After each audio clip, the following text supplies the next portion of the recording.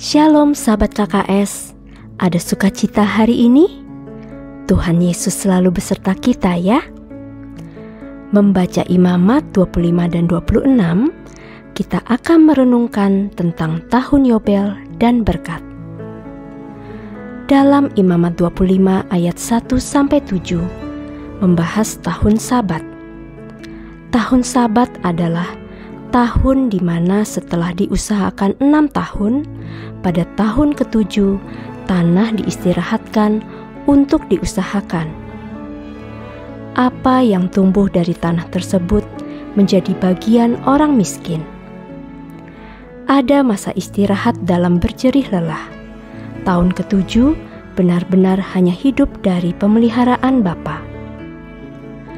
Imamat 25 ayat 8-13 dibahas juga mengenai tahun Yobel. Tahun Yobel adalah tahun ke-50. 7 tahun kali 7 sama dengan 49 tahun tanah diusahakan. Tahun ke-50 harus masing-masing pulang ke tanah miliknya.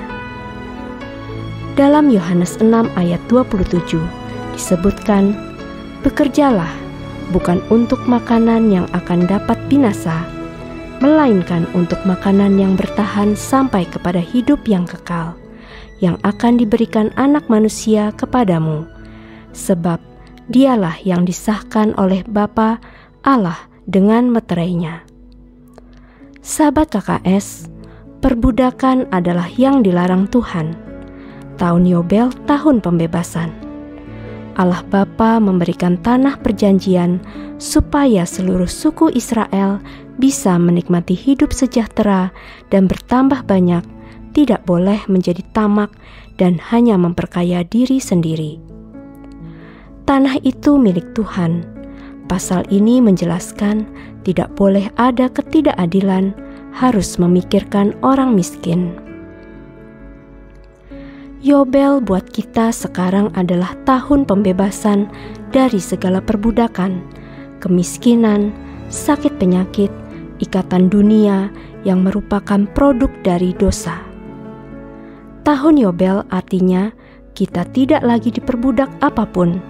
Tahun di mana Tuhan sudah membebaskan kita, tahun istirahat, berdamai dengan Bapa, dan menikmati pemeliharaannya. Biarlah tahun ini menjadi tahun Yobel. Kita tidak lagi diperbudak dosa dan semua ikatan dunia. Mari naik, istirahat, hidup dari berkat Bapa. Tidak ada lagi pergumulan, tidak ada lagi perselisihan, sebab sudah tidak diperbudak oleh iblis. Kembali ke tanah perjanjian di gunung kudusnya Tuhan. Hidup kembali terhubung dengan Bapa, menikmati cinta dan kasih-Nya. Disitulah sumber berkat yang sesungguhnya. Membaca Imamat 26, saya teringat Ulangan 28, yang merupakan salah satu dari ayat favorit KKS, tentang berkat dan kutuk. Alkitab sudah sangat jelas memberi arahan, jika taat maka akan ada berkat. Jika tidak taat, maka kutuk yang terjadi. Mengapa banyak orang KTP Kristen dan Katolik masih suka mengejar berkat dengan cara dunia karena malas belajar ketetapan Tuhan? Banyak orang beranggapan, aku bukan hamba Tuhan, jadi Alkitab bukan jadi patokan utama, tapi bisnis dengan cara dunia menjadi pegangannya. Dampaknya adalah kutuk melekat pada orang tersebut karena mengabaikan ketetapan Tuhan. Dalam Imamat 26 ayat 3-4, 11-13, saya akan bacakan ayat 3 dan 4.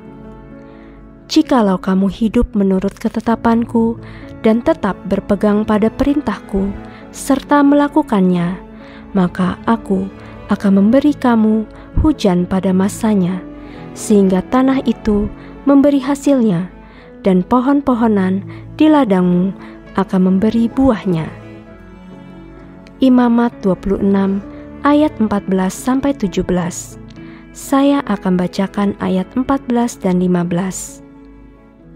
Tetapi, jikalau kamu tidak mendengarkan daku dan tidak melakukan segala perintah itu, jikalau kamu menolak ketetapanku dan hatimu muak mendengar peraturanku, sehingga kamu tidak melakukan segala perintahku dan kamu mengingkari perjanjianku.